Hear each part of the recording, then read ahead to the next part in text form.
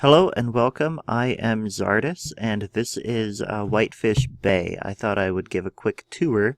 Bear with me, I've never really done a narrated version of a Cities Skylines video, and the frame rate may get a little low at times, but we're going to give this a go.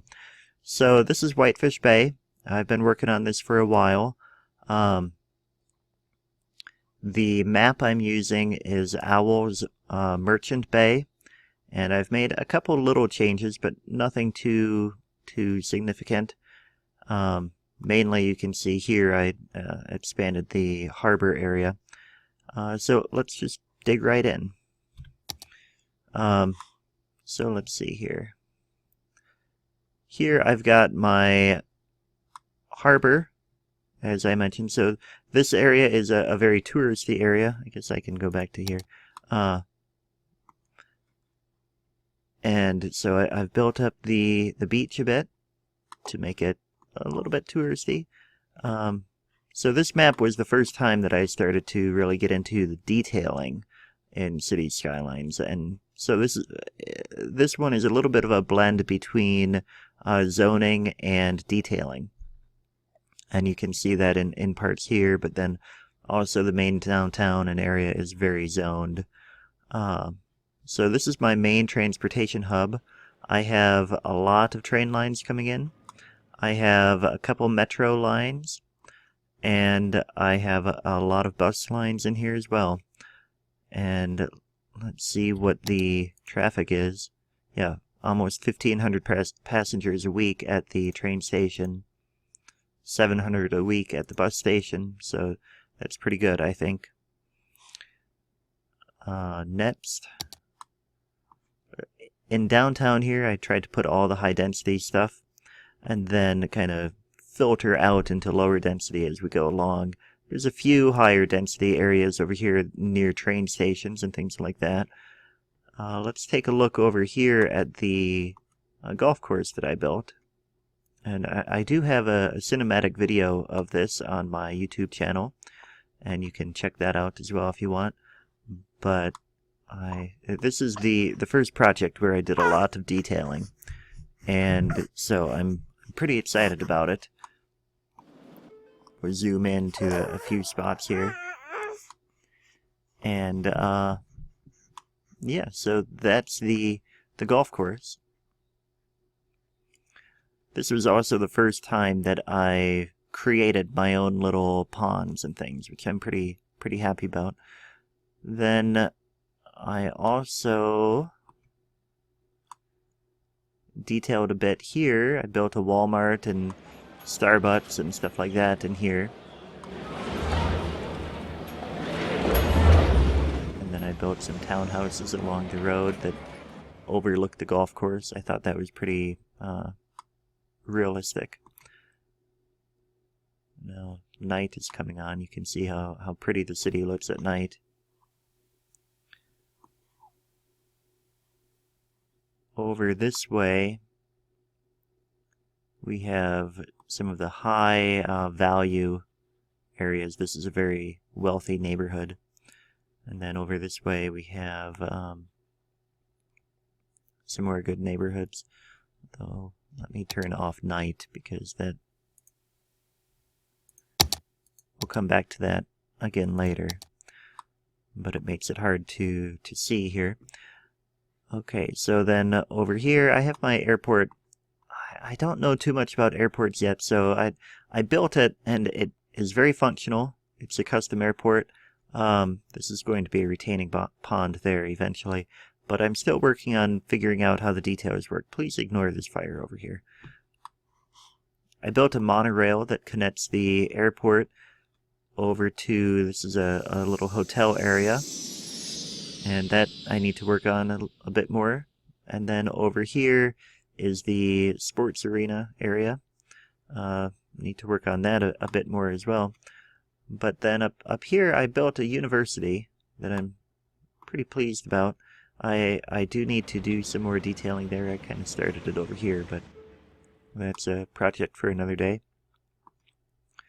And then over here is the Botanic Gardens that I also have been featuring a bit on my YouTube channel and blog a bit, and you can see some of the detail in here. One thing that I didn't show on the YouTube channel that I forgot, or on the cinematic, where did that go? I have a boat ramp. Here it is, for maintenance purposes. I think the detail here is pretty good. I was pretty happy with how that turned out. Let's see. Then I have another town up here that is in progress. This is the town of Grand Rapids. And over here, this is just a staging area for various things I'm doing. This is the town of York.